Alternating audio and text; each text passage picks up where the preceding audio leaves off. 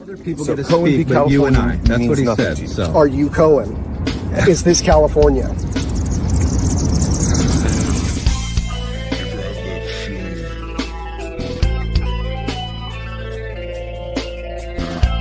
What have you learned about the First Amendment recently? Yeah. Have you learned anything in there recently?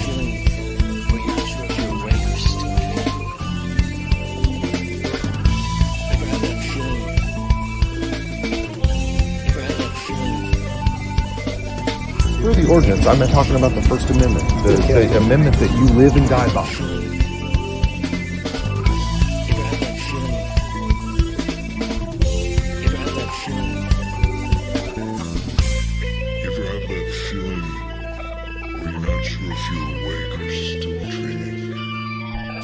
I'm not a judge or an attorney. But you are someone who lives and dies under that First Amendment. That is your baby because you are a reporter. Absolutely. Okay.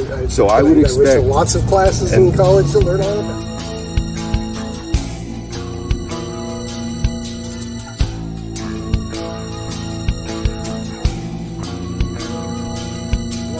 I've pointed out why you might be treated differently than other people. And that's okay. You don't see that as retaliation and discrimination, Chris? You don't see it that way? You see it as he deserves it because he's not giving him the respect that they think that they need?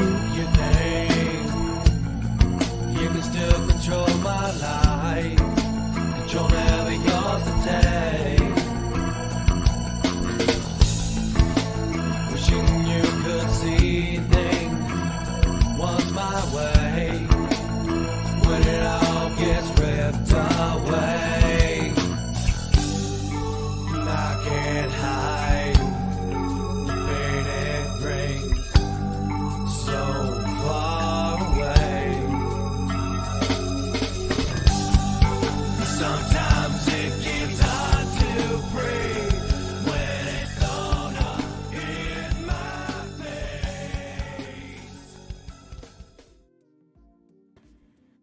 All right. Good evening, everyone. We got the doc, and this is Michael with Lawrence Accountability. A little bit of dreaded accountability here tonight.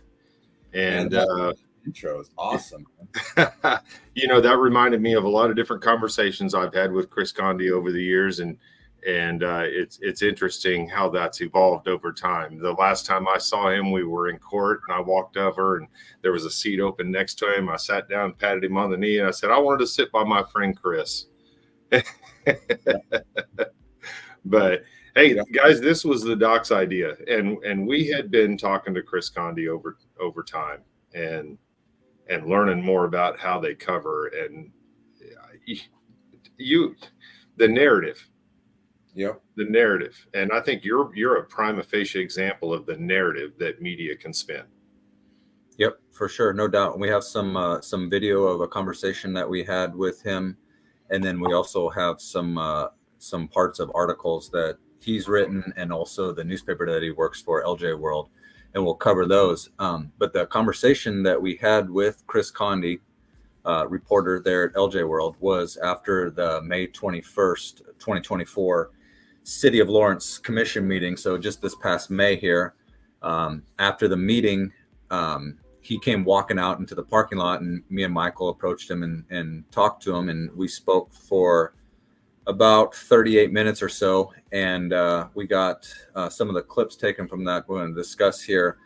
And then also, we're not going to cover it tonight, but a couple of months after that, maybe not even a couple of months, maybe the next month in June, we actually had another conversation with him outside of the Douglas County Commission meeting as well. So we've talked to him a couple of times, and this first time that we talked to him, which we're going to show here, we're specifically talking to him about the First Amendment and his views on the First Amendment, as also applied to how we're being treated, me and Michael there being treated in the city commission meeting specifically, and the kind of the position that Conde and the newspaper take on these things that are going on inside of the city meeting. And it's we want to kind of break it down a little bit and talk about what he mentions in these clips here. Well, and it always seems like as long as it's not them being limited, as long as it's us being limited, Conde and even McKinsey at the times, they're all okay with it. And the mainstream media in general, as long as it's those cast aside people that they want to cast aside and we don't want to hear from, and those people don't abide by our Well, rules, don't follow our decorum to not ask those difficult questions of us, those people, as long as it's those people just getting shut down and things, it's okay. But as soon as it rises to the media, then next thing you know, you see class action lawsuits and all this other stuff and big money behind them. Yeah, and Conde, he admits all that, and we'll get into the clips here, but he admits all that. He says that, basically it's okay that me and Michael are being treated differently there, and because it's okay, it's not discrimination, it's not illegal, and what makes it okay is, we're disrespectful. And also the majority of the people there in Lawrence like those commissioners. So since you guys are outspoken against them, no rights for you is basically what he says. And I think that's important for us to talk about here tonight, because hoping to highlight and show people that that's how not only Chris Conde is as a journalist, not only how LJ World is there in Lawrence, but also, I imagine it's in other places as well, and we can start exposing that as well. So the accountability isn't just with the police and the commissioners and the city officials. It's these papers as well. If we all start looking at these papers and seeing what they think of, First Amendment. Well, that's exactly why I thought this was a great idea, because part of our problem in getting any change is the fact that there are these mass media outlets and these local papers that are on the in crowd, we call it, but they basically have been doing business with the county and the city and reporting the basic news around here for so long that they're just kind of embedded into it, and there's expectations on them to be able to have that access. We've seen that play out. Let's go ahead and watch this first clip, and we'll have some discussion afterwards here. All right. What have you learned about the First Amendment recently? About the First Amendment recently? Yeah. Have you learned anything in there recently? Nothing? You knew all this? You knew what we were allowed to do in there? I don't know what the city's ordinance is in regards to what you're allowed to do. Screw the ordinance. I'm talking about the First Amendment, the amendment that you live and die by. Mm-hmm. Do you understand what happened in there? Today? For the last 3 weeks. Oh. What do you mean, do I understand? That you feel your rights have been violated? Have they not? I'm not a judge or an attorney to... But you are someone who lives and dies under that First Amendment. That is your baby because you are a reporter. Absolutely. Okay. So I would expect... I went to lots of classes in college to learn all about it. And that's the reason that I'm coming to you with this question. Mm-hmm. And it's important because what we see is that it appears to us that many times you're only writing from their point of view. And what needs to happen is the citizens need to understand that what just happened here and what happened at the county in the last couple of weeks is First Amendment class. So, but you're by casting that judgment upon my publication, you're saying that we should be making judgment calls on what rights violations are happening, though we are not attorneys. I'm thinking that clear rights violations, especially First Amendment ones, Mm-hmm. you have a responsibility to call out. Mm-hmm. You have a responsibility. And when when they are deemed so by a credible figure, then absolutely we will. But Okay, so where's that credible figure for him? Well, for him, it's an attorney or a judge or some sort of ruling. Okay, does the journalist not understand the First Amendment anymore? Well, and that's the issue there. I mean, clearly he doesn't, and he's going to sit there and say that that we're passing judgment on him and the newspaper that he works for, when they're not attorneys and they're not judges, so they're not going to report on it because they feel like they themselves aren't qualified. But that in itself is a judgment. That they're making a judgment call as they sit in those meetings. A reporter sits in that meeting every time and sees the things that we're talking about. Or sees the things about the removals that go on there with us. Sees the things about the microphones being turned off in there. sees the things about the points we make about how there's inconsistencies in there where some of the rules are applied differently to us and differently to other people, and in a wide range of things.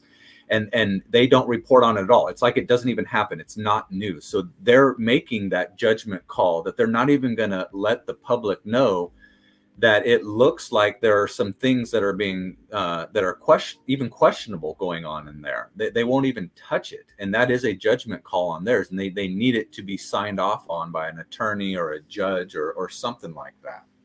And am I wrong to expect the newspaper reporter to be able to recognize rights violations and at least ask questions about them, or at least pose that to the citizens as something that they should be considering? No, not at all. You're not wrong at all about that at all. You know, it's really similar to that arrest of mine on May 1st at the county meeting. There was an LJ World reporter there that saw the whole thing, and it was reported on as, you know, basically the way that the commission wanted it, basically, you know, how their narrative was of it. That reporter in there wouldn't go out on a limb and say it looked like the commission, or it looked like, you know, there was no disruption. It looked like there was some question about whether it was a disruption. No, it was just that, you know, I had been arrested, and it's because I had done something wrong. And it's the same thing with them not reporting on this stuff. It's they just won't even weigh in on it. Well, it was the same thing with your the time that you were assaulted over there. Was it Sunset Hill, where the guy pulled up and parked in the intersection?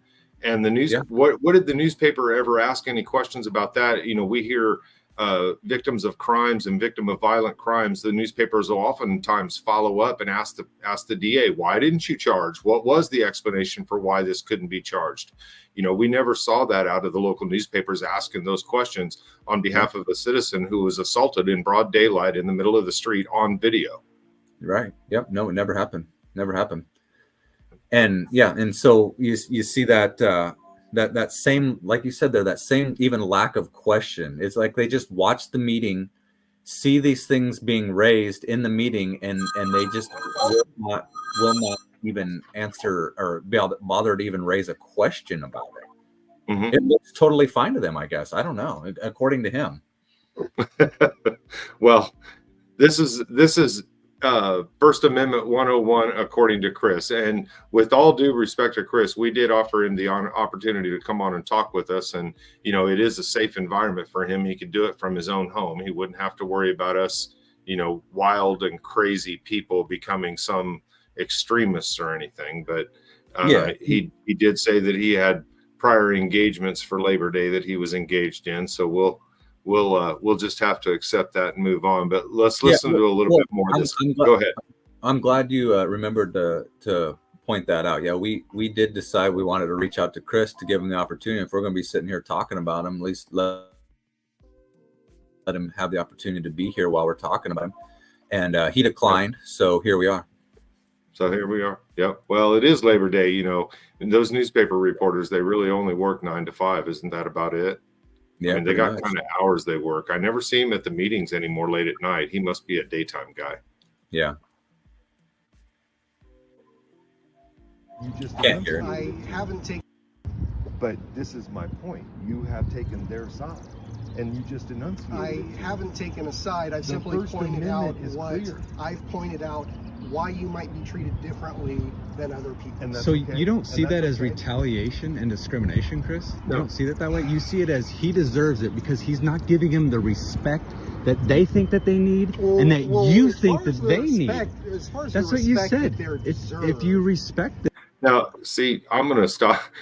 The respect that they deserve. And see, that's the malfunction that I get. I mean, are they just talking about and I know he goes on to talk about the fact that they got elected, but just the fact that you were able to get elected, does that earn you a deserved amount of respect from a constituent that's upset with you?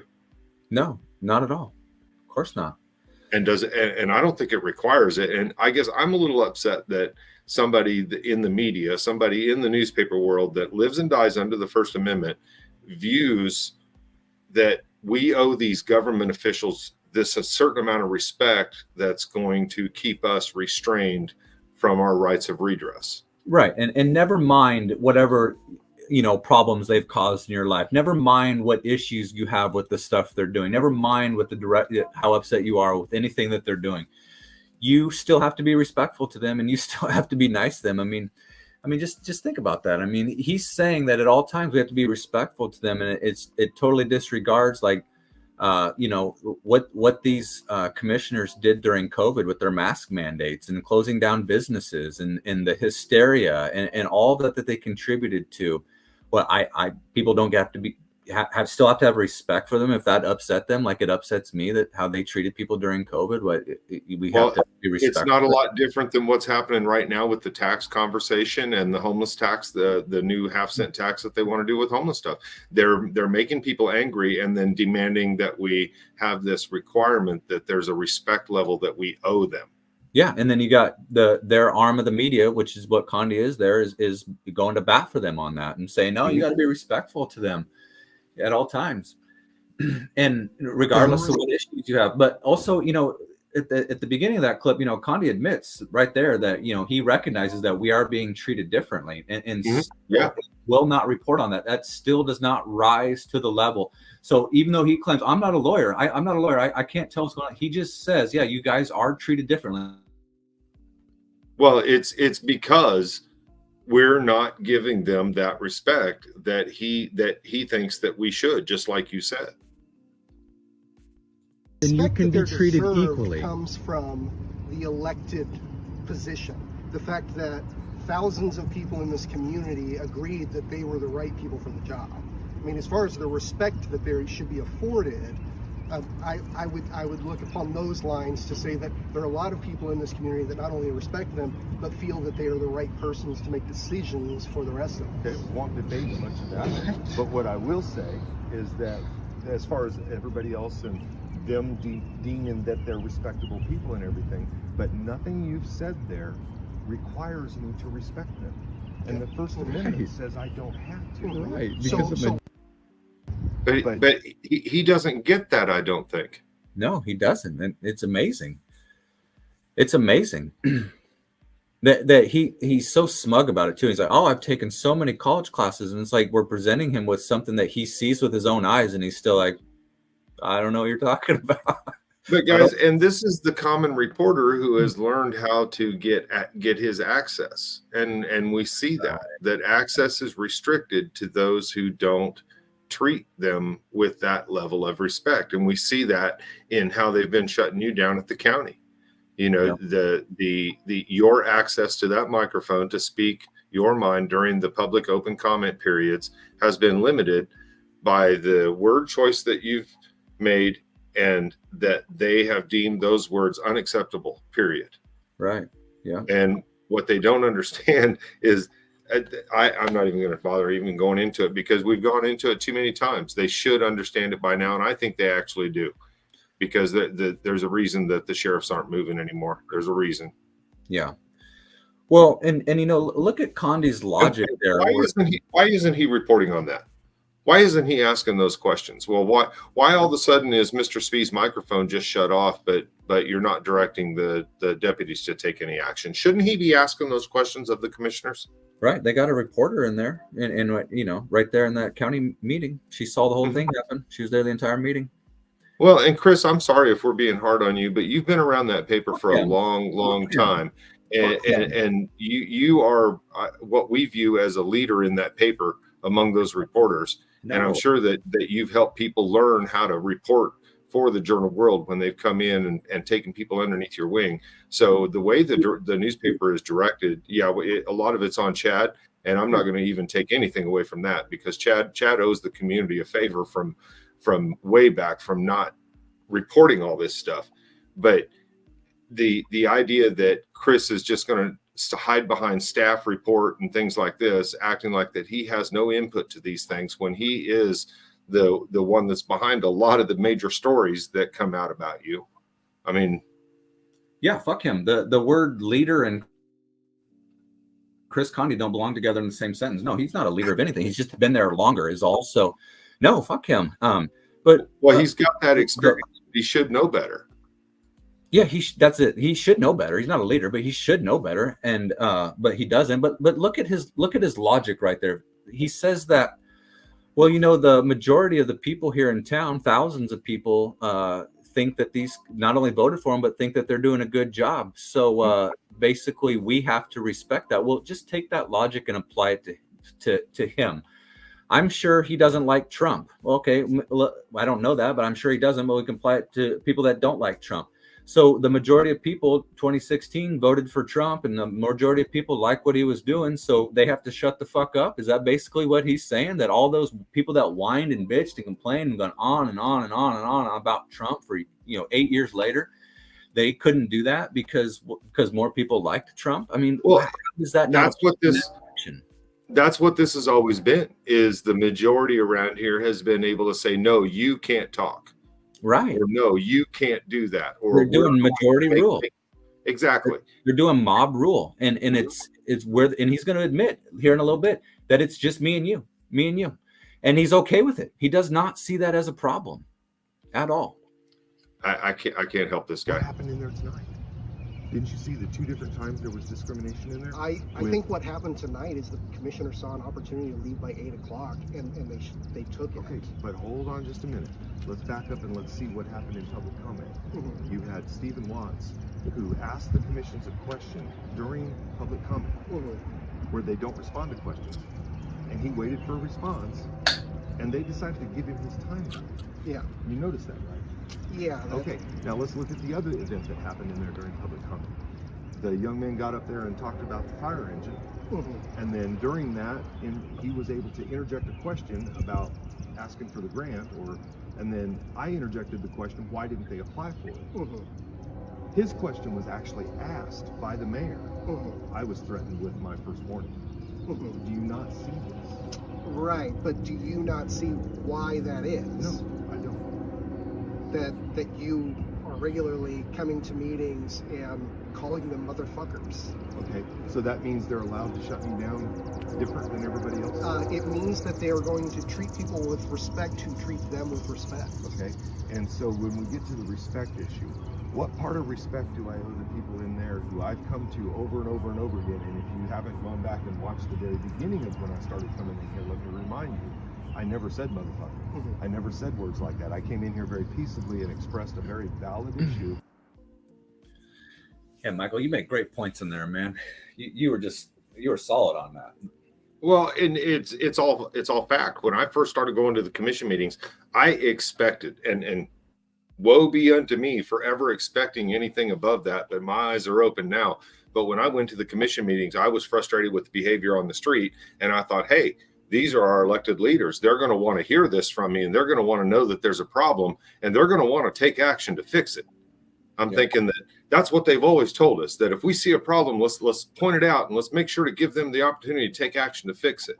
So for more than a year, well, close to a year, I went in there and kept pointing out things to different boards, the CPRB, and every single time it just got more and more frustrating that nobody seemed to listen. And we heard a lot of that frustration come out at this recent tax meeting, where even the local citizens, they were all saying, it doesn't seem like anybody's listening to us. Right. And even still, there's no requirement that first time you show up, you have to be respectful just because it's your first time showing up. There could be stuff that brings you in there that first time that you are, fired up about, upset about, feeling disrespected about, that you don't necessarily feel like giving them respect. And because it's the government, they can't then start to apply the rules differently to you inside of there because you've come at them in a way that they just don't like or don't approve of. And that's the issue. And you're giving him one example of what had happened in the meeting in terms of those inconsistencies, in terms of those rules being applied differently to you and me and other people in similar situations. But there's other examples, and there's other on a continuum of things, from being removed, from microphone being shut down to being removed to topics not being allowed to be spoken about, even though somebody had just spoken about that as well. And so that's just one example. And he seems to think that we're deserving of it. We're deserving of that. Well, and that's the frustrating factor of this, is that there is a news reporter who, again, took all these classes to learn about the First Amendment and went to college to get his journalism degree. But that primary amendment that rules what he does and that really grew to protect what he does, he can't step up to defend it to the citizens. But I guarantee that if they were coming at him that way, he'd wrap himself in the flag and say, "Don't tread on me," you know. Well, yeah, exactly. And it's not included in these clips here, but I talked to him towards the end of our conversation here about just that, and in terms of, step into our shoes and see, someday if you're saying something that's not popular. And he's like, he basically is a dismissive, arrogant, condescending person about it, where he's saying, like, basically I'd keep it in perspective and I'd go about my day. And it's like, well, like you just said, what if the example is, as a journalist, you yourself as a journalist are being silenced, and you're saying that is not a hill for you to die on? You just be like, okay, about my day. That's what he's saying, that there was no possible hill that he would die on for his First Amendment. And so the next time we spoke at the county commission meeting, I made a point to tell him that he's a coward, and he's a coward because he has no conviction. And those are the people that we're supposed to rely on getting us our news. A guy that wouldn't even defend his own profession of journalism as an American. He would just go and go about his day. That's who we're supposed to get our news from. That's who we're supposed to trust. Fuck that. And are those the go-along journalists that were able to survive through the Hitler reign of Germany? I mean, the go-along journalists that were willing to go ahead and tote the line to maintain the status quo. Is that the Chris Conde type? And the editor, it always stops with him. Chad Lawhorn is the editor. Yeah. Mm-hmm. But how far does that go? And does it only go up to their doorstep? So if somebody comes at them and their First Amendment, that's the line, or are they going to see it out in the community and start recognizing it? Oh no, they would see it, like if those Palestinian, anybody on the left taking up their cause, if there was like Republicans up there sound. So whoever that paper is politically aligned with, then that's who they're going to see as those who can possibly be a rightful cause and things like that. Right. Exactly. So that they'll only see the injustice when it happens to them. But when it happens to the people that they don't like, he's making it clear. We don't like you. We're the majority. We don't like you. So it doesn't fucking matter. It doesn't matter. And we're going to pretend that us not covering this isn't going to apply in the future when it moves on to another group. And we all of a sudden have to go, oh, wait a minute, hold on a second. Oh, it is applying to somebody else now. They're irresponsible is basically journalism malpractice. You would think that they can't make that connection, that the importance of being able to speak. And quite frankly, they should have been a lot more louder on the fact that the city, this is a different topic, but the city commission moved general public comment all the way to the end of the meetings and stopped broadcasting it, both as deterrents to keep the voice of the people from being heard in the meetings, but out in the community as well. Uh-huh. And these journalists, in my mind, didn't recognize the seriousness of that as well. Well, and there should have been a lot more pushback on that. I agree. For sure. I totally agree with that. Let's watch this next clip here. This is Conde again. We know that, man. We know that. I am not a constitutional lawyer. I've taken plenty of classes. No shit, Chris. We know that, man. We know that. Nobody is saying that. Nobody's saying that about where it. It is, and that'll be something we can disagree on. But I cannot let you not understand the First Amendment and literally say that it's only us, the people, are okay. They're all the people are allowed to do it. It's just us two. It's just us. You don't understand the no problem issue, with that? or that you will be that person someday, Chris. If you have an opinion that is not liked, it's not fathomable, is it? It's not fathomable. Yeah, I agree, man. I didn't think so either. Why did I stand up behind him? Do you know? You don't think things could ever change, man? No. You don't think things could ever change? Absolutely not. I stood up behind him for the same exact reasons that I'm trying to get you to stand up behind both of us.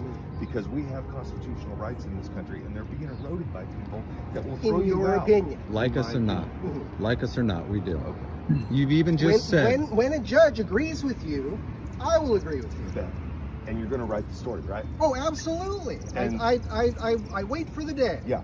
But until then, the First Amendment is malleable and it's under interpretation in the city. Until then, it is under the interpretation of the courts. No, the until courts then, decide that you what Chris said was that all other people So get to Cohen speak, v. but you and I. California That's what he means nothing said. to you. So Are you Cohen? Is this California? That one right there just blew me away. Am I Cohen? Is this California? What is he saying there? He's saying that it doesn't apply.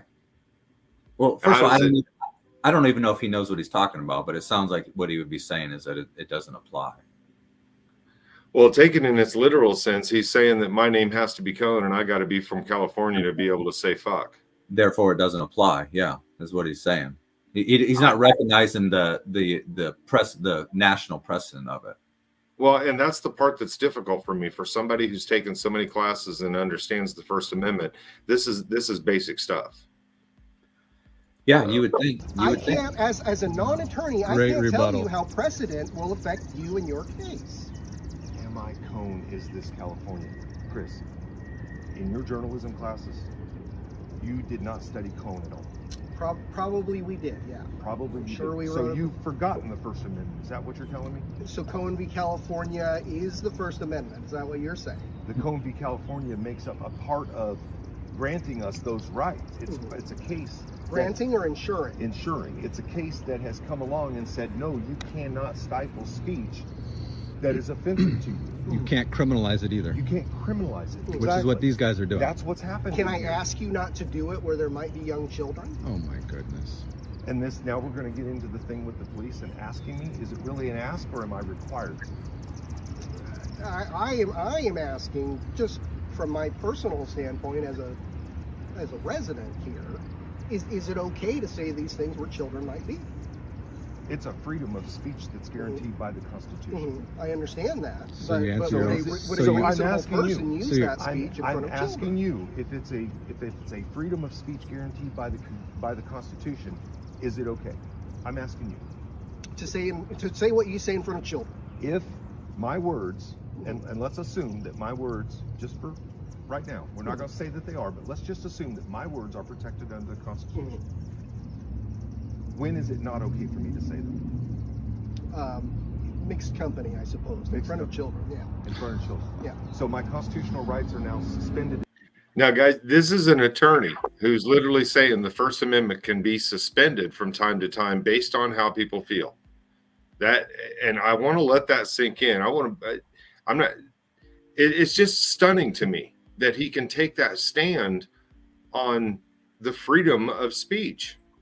I know it's such a bizarre and weird stance to take, because I tell you what, man, it feels good to be an American. It feels good to stand up and say, no, let that person speak, whether you agree with them or not. It feels good to say, no, let them speak, and go against the tyrants that are trying to shut down free speech. It feels good to be an American like that. But to have his point of view and be like, oh, the First Amendment, no, it's it doesn't apply in what do you say, mixed company, and it doesn't apply to people we don't like. I mean, how does that feel good?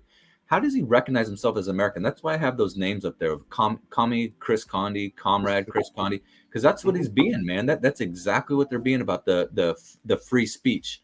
And he knows that if his side was being treated this way, they'd be just kicking up a storm, whining about it, saying those evil Republicans are bringing us down and not doing free speech. But when it's the other way around, it's no big fucking deal.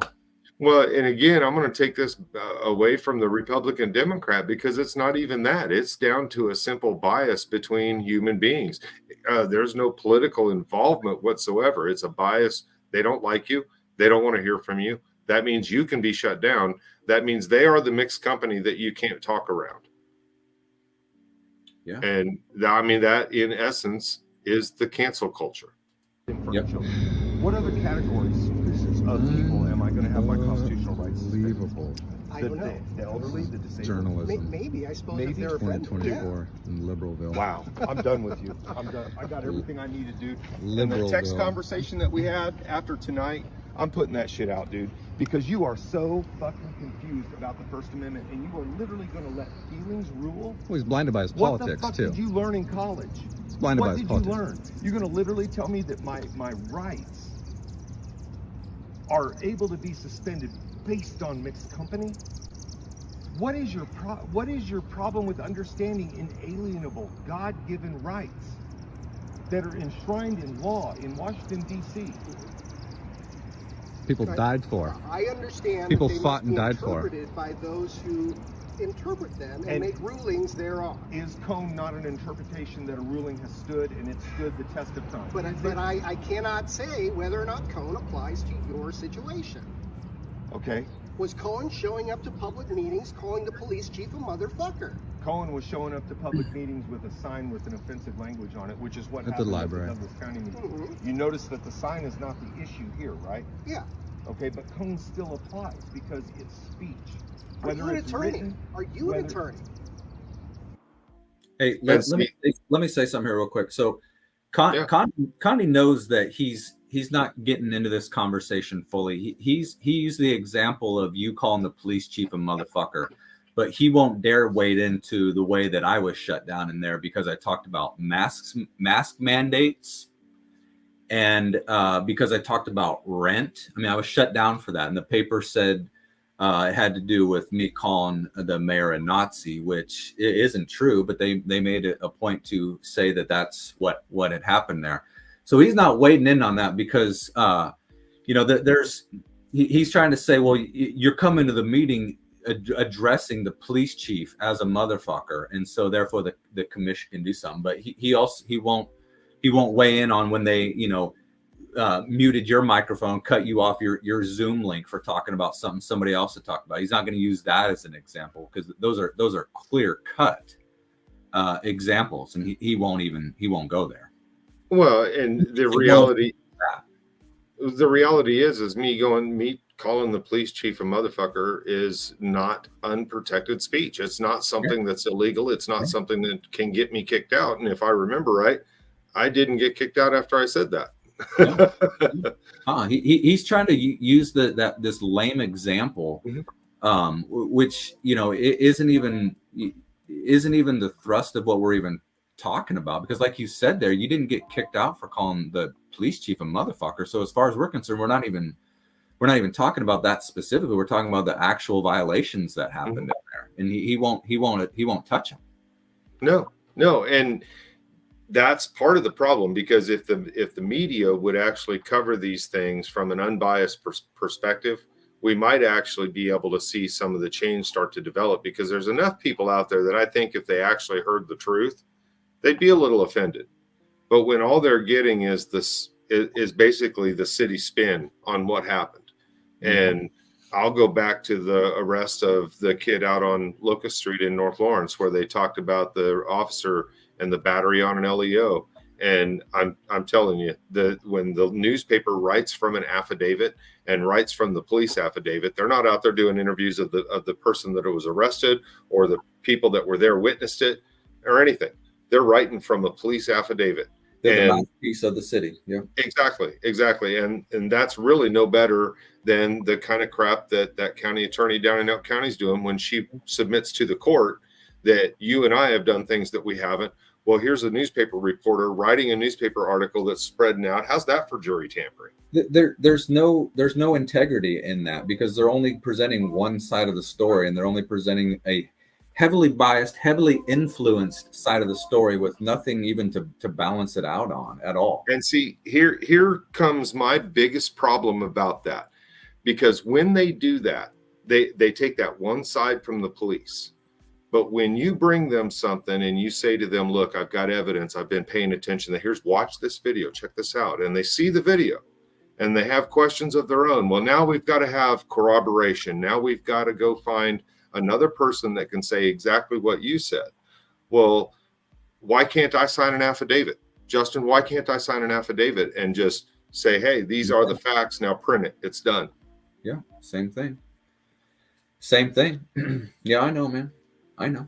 It's like that. It's like that evidence that you gave to Conde that Amber Sellers had nominated Seiden to the board. And ignored it. Message. He still that wasn't enough for him. They needed more. They needed more than that. Like, okay, and so that seems intentional. That again, that goes back to the lacking integrity. That seems intentional that they weren't wanting to report that. So the needing more is just an excuse to say go away. Yeah. Yeah. And so it's not taken seriously. But on the flip side of it, then they take everything, at word for any kind of criminal stuff that happens, and they even, the way they write up the happenings at the meetings, you would think that there were no issues whatsoever going on inside of those meetings. Right. Not unless a huge crowd comes out. And I mean, it's got to be a big crowd in there making all the same noise for the newspaper to recognize it. If it's just one or two people, unless it's an item they're interested in, it doesn't get a lot of traction. No, not at all. Not at all. Now we're talking about some reporting that's been done in the journal world. We'll go ahead and bring this over here, and I'll kind of zoom in on it a little bit. Okay, so the top of that says March 26, 2024, but that's not when this article is from. It's from that other date down there. That's April 20th, 2022. I think that top date is when that was published on their online or wherever it is. Gotcha. But so here, hold on. So I just had something happen. Okay. But so I got arrested. Hold on a second. Can you hear me? Yeah. Michael? I can hear you. Okay. Hey, okay. So it looked like I had lost connection there for a second. So I got arrested at the county commission meeting on April 20th, and that's the headline of it and the picture of me being arrested there. And so the reason why I want to bring this up is because 2 days prior to that, on that, I think it was the Monday, the 18th, I had officially filed down at the clerk's office to run as a Republican candidate for county commissioner. And I had gone to that meeting on April 20th, the county commission meeting, and I was running against Democrat Patrick Kelly, who's a commissioner at the time. And I got arrested for some bullshit. And just look at the title of that. It says deputies arrest frequent anti-mask protester at Douglas County Commission meeting after he brings in obscene sign. And Right. So the more accurate and more accurate, of course, because it's accurate, but also the more letting the people know what is going down there. It's not that they're arresting this anti-mask protester that everybody hated during COVID. No, they just arrested the political opposition of one of the candidates for bringing in what we're considering an obscene sign because the county told us to. You wouldn't even have known that their political opposition was silencing their opponents for going in there and saying unflattering things.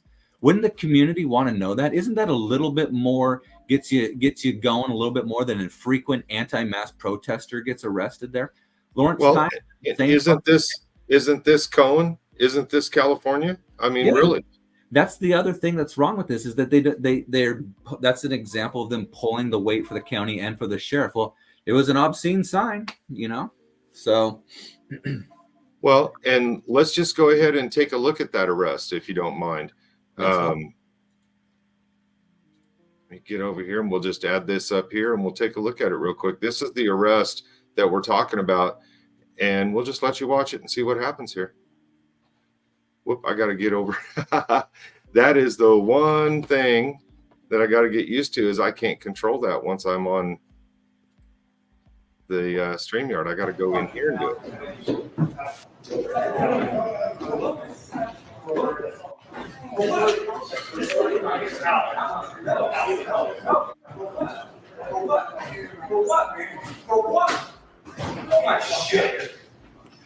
Oh my shit, man. Treat me like respect. Yeah, man, me too, motherfucker. Me too. Me too. Me too. Me too. Me too. Pretty much where that picture's from. I'm not. Yeah, that was pretty much where that picture was from. Yep. So the headline and the narrative should have been political opposition arrested for First Amendment. Just think how different that bounces off of the community instead of that anti-mask protester was arrested down there. It wasn't accurate. First of all, that fucking that the mask mandate had ended the month before in March, and so the guy that arrested me, there's Sheriff Ambrister. He's still got his mask on in there. And we're, a month after mandates end. And so I wasn't an anti-mask protester at that point in time. So it's not even accurate of what I quote unquote was. I was a Republican candidate for Douglas County Commissioner. I'd gone there and I was exercising my First Amendment right, and they didn't like it and they had me fucking arrested. That's what the article is. That's what the headline is, but you wouldn't fucking know it from it. You'd think that crazy motherfucker down there was doing something he shouldn't have been doing again. As that's what they said nonstop about me. Well, and then they have their label for you that they always use. They, the anti-mask protester, the anti-this, the anti-that. Here's this other one that you sent me, and let's throw that up here. And now you're just a protester.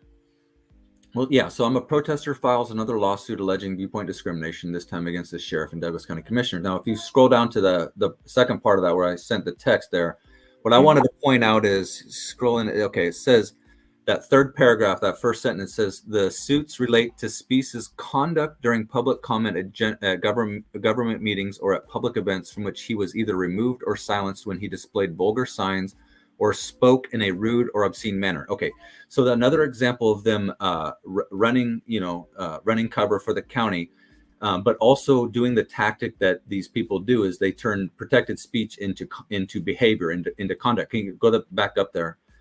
So the word that they use is conduct. So they say it's my conduct. So they're saying that it's behavior, but the end of the sentence says that it's because I displayed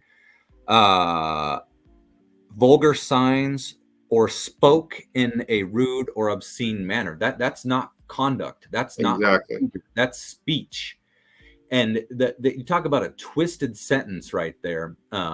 They don't even recognize at the end of it that they wrote that I was removed because of my speech, and that they initially had said that it was conduct. It's like they don't even recognize it.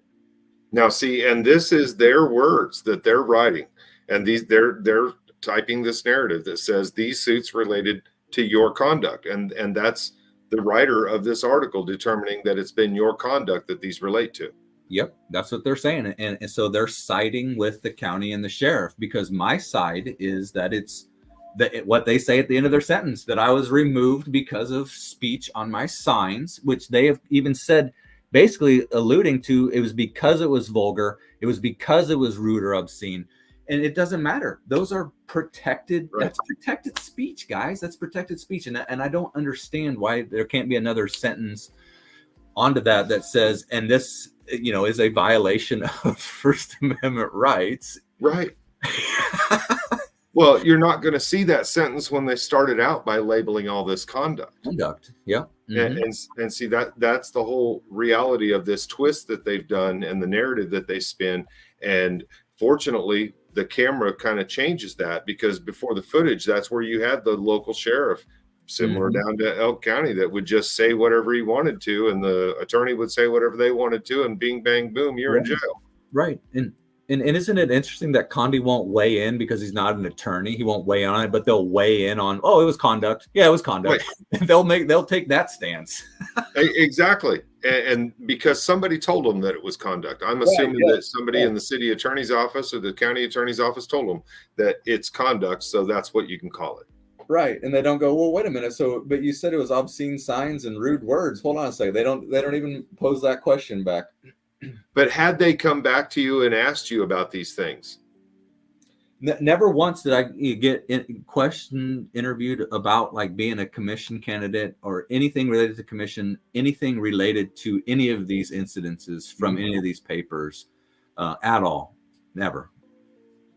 Well, and we talked about doing it.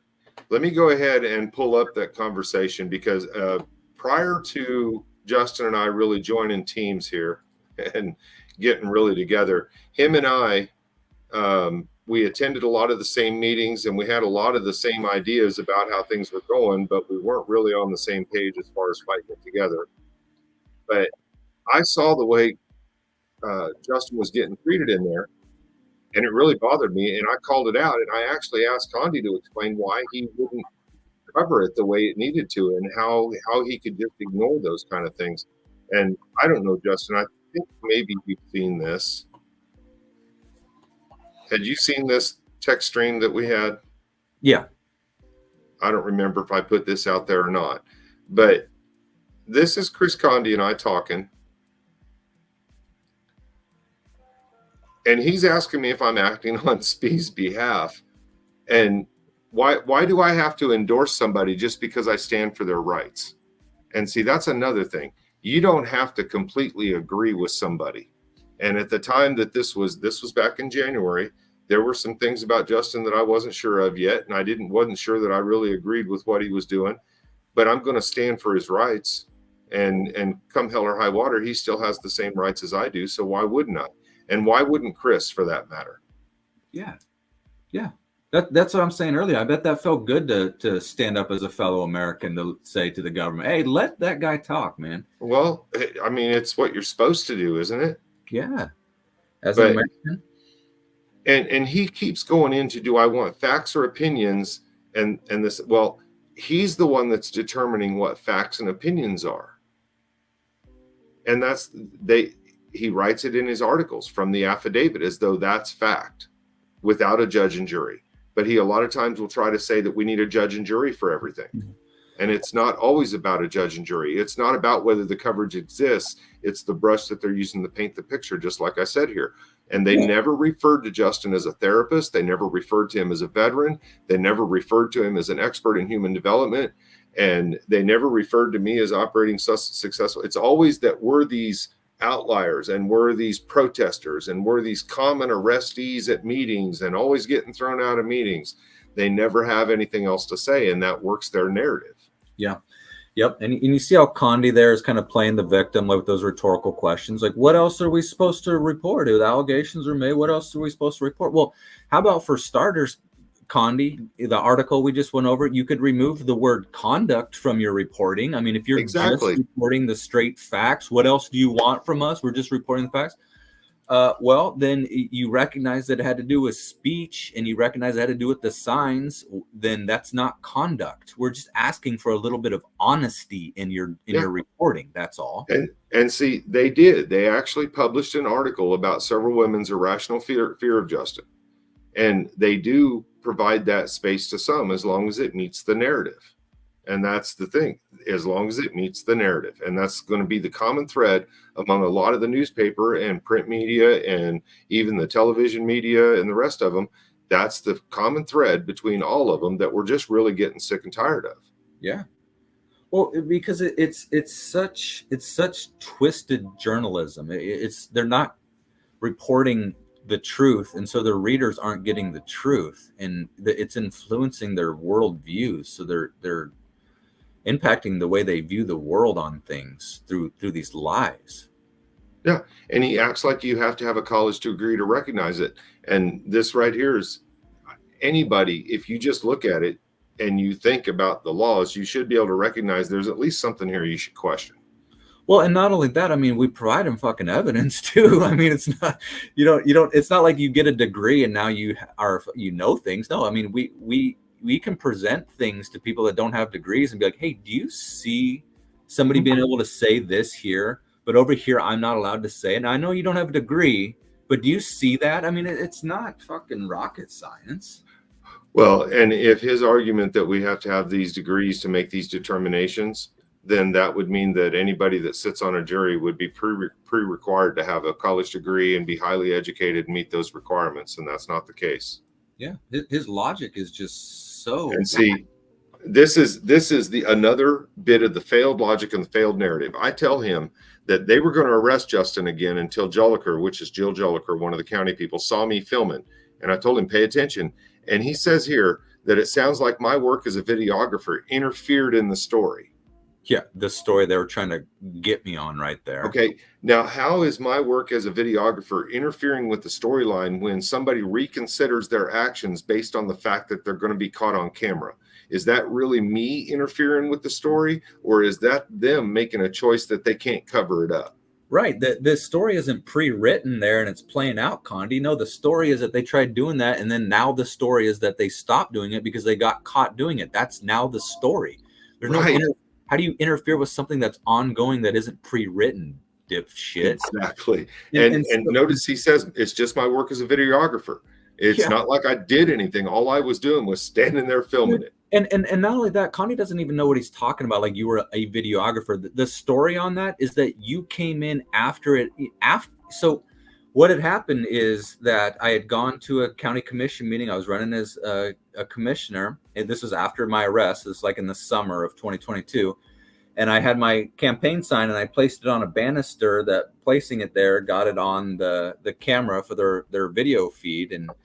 And Jill Jolliker, who Michael mentions in that text there, directed one of the deputies over to remove the sign, saying that I couldn't have it there.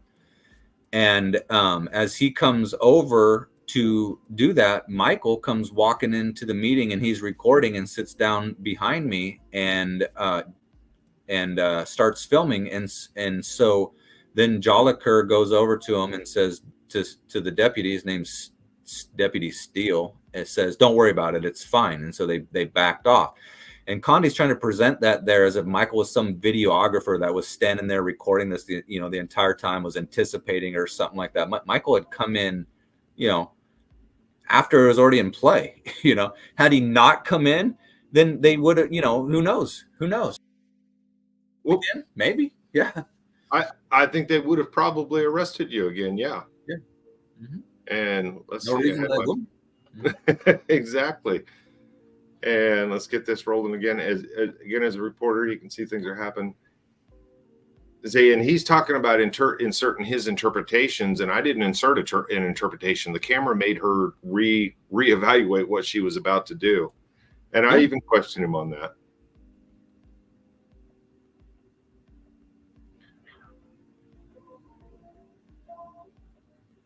You claimed your actions changed the course of the event.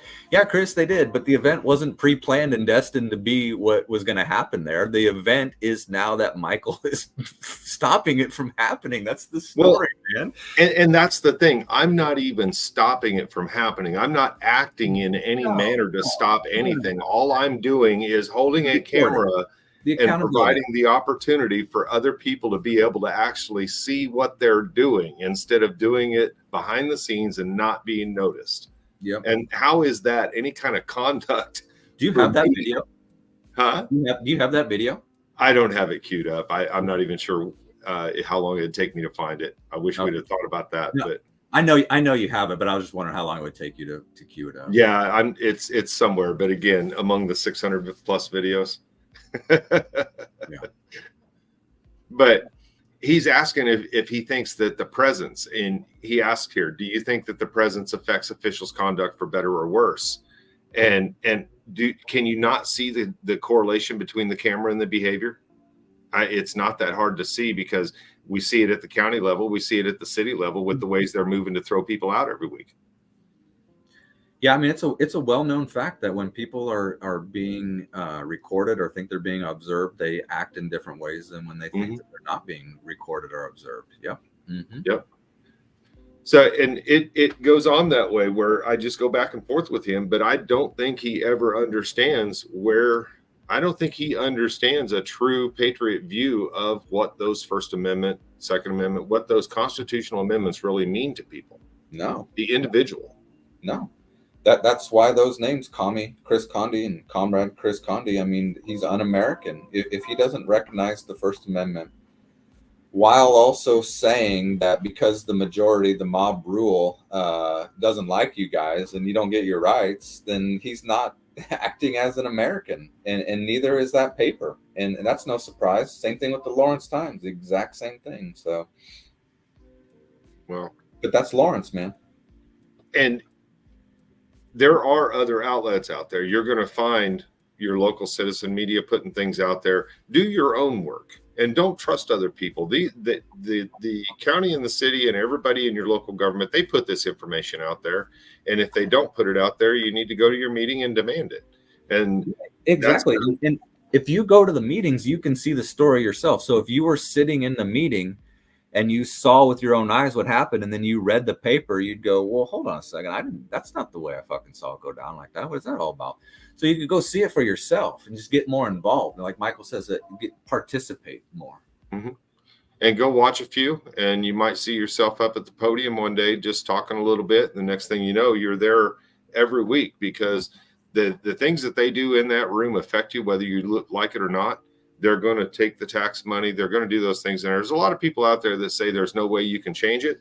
But the one way we're trying to change it is exposing the weaknesses in the local media and get them to actually focus, because the more focus and the more people in your area, the more community that goes toward the government and says, hey, you're screwing this up, we need to see some change, they're still able to be influenced by the mob. Well, or better yet, that enough people realize how dishonest and lacking in integrity these journalists were, that they just those outlets just go away, and something else rises up in its place that's more concerned about the truth and more concerned about informing its citizens of what's really going on these local government matters. More citizen journalists like Lawrence Accountability rising up and showing people what's really going on, instead of getting the spin from these, these mouthpiece of the city that lack the courage to fucking stand up for their own profession of journalism, let alone the First Amendment for any of the other citizens out there.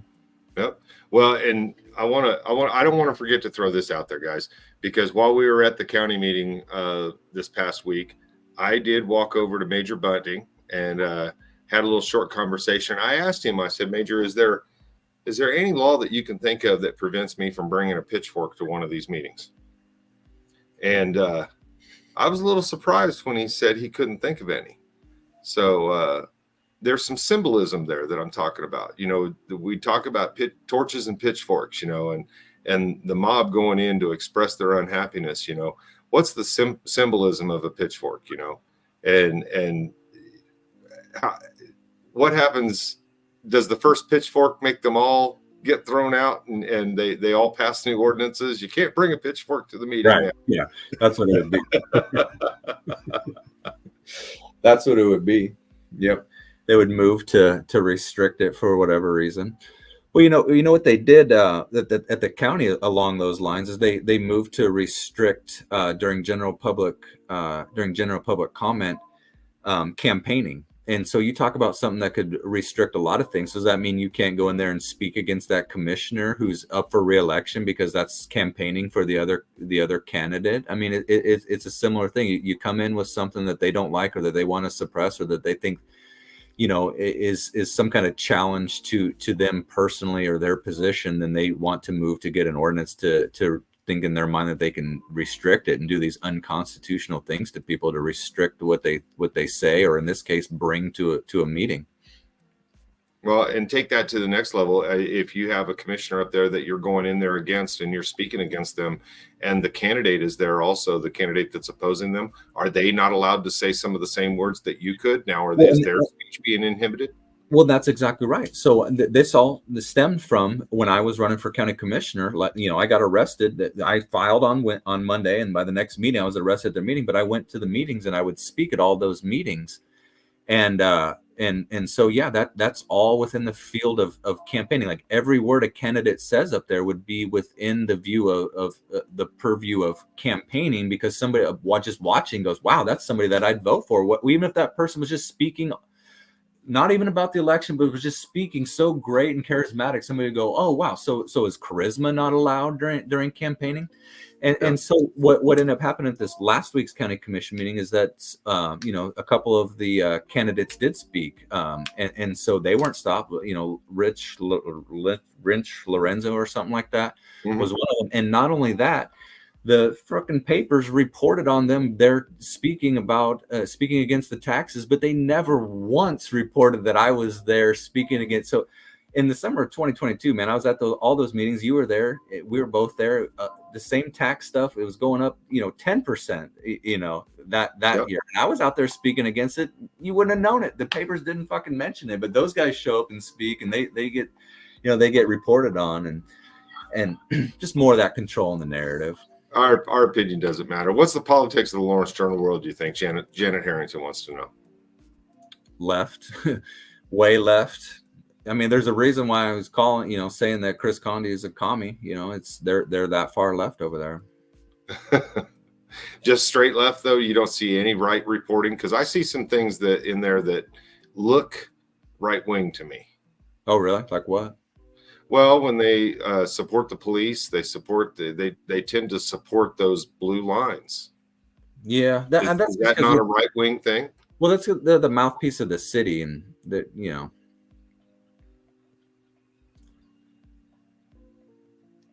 They don't want you to find out until you get here. Well, and that's the thing that came up in the last meeting, that a lot of people are coming here and then realizing that Lawrence is getting out of control, and they're not going to be able to stay here and live here for very long. Hey, Judith, good to see you. And Justin, this is exactly why Lisa Larson begged me to read the article in the Journal World about why they tried to silence you for calling out Amber Sellers.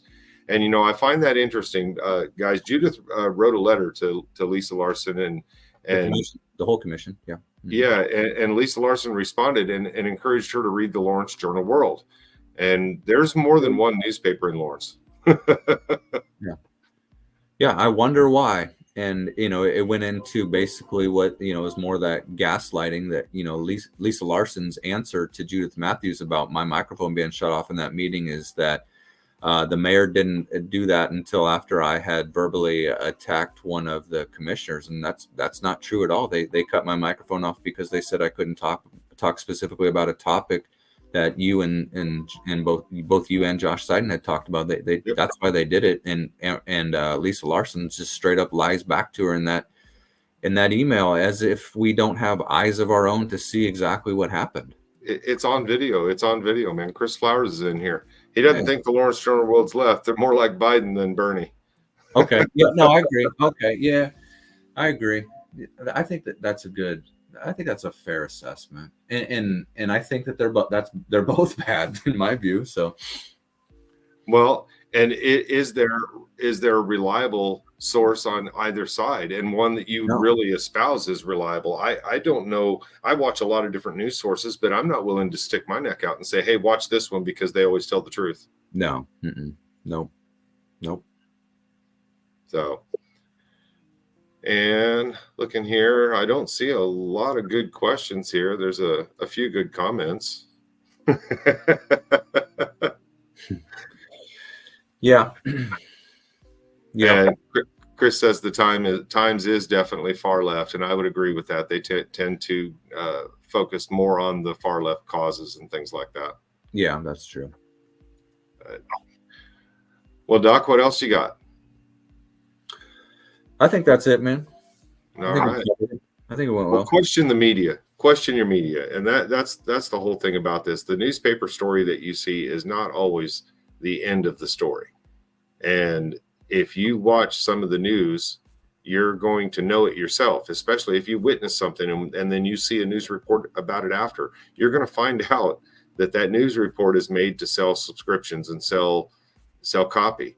And I want to hit on that real quick, because while we're talking about media, and I get this spin back from actual people in the media about YouTubers being monetized and for the things that they're doing.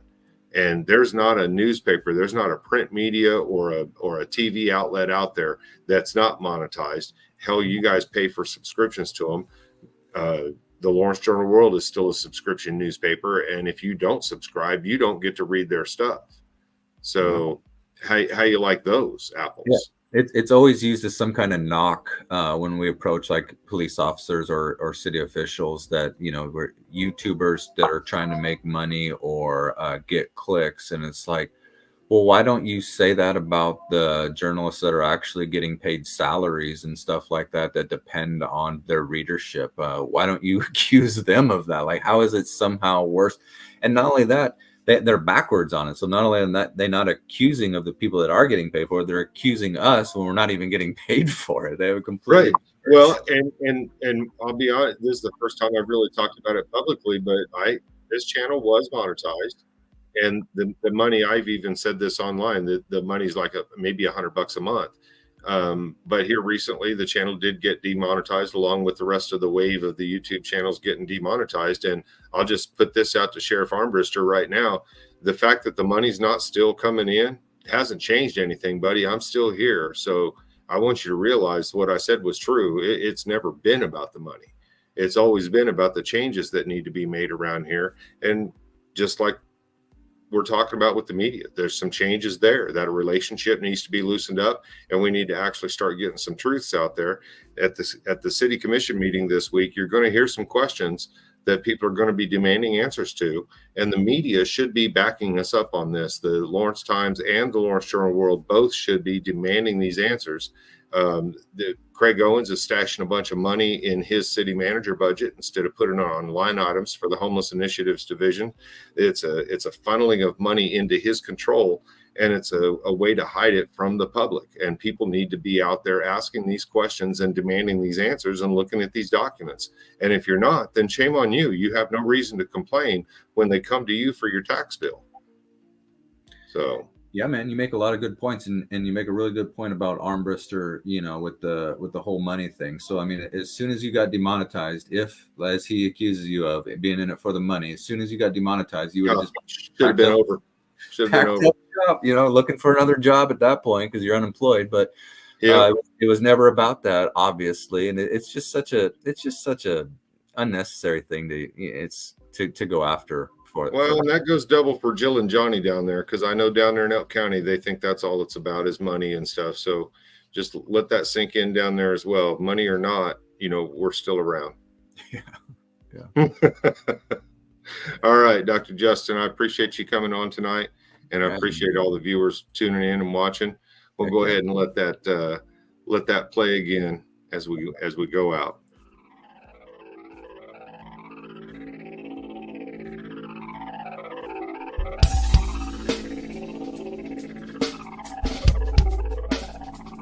People get to speak, but you and I. That's what he said. So. Are you Cohen?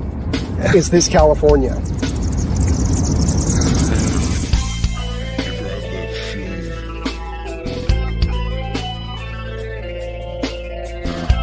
What have you learned about the First Amendment recently? Yeah. Have you learned anything in there recently?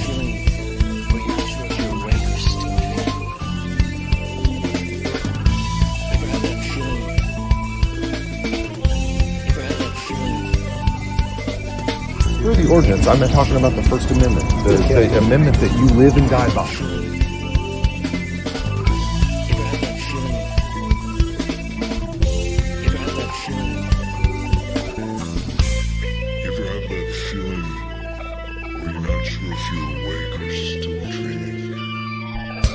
I'm not a judge or an attorney. But you are someone who lives and dies under that First Amendment. That is your baby because you are a reporter. Absolutely. Okay. So I would expect. I went to lots of classes in college to learn all of that.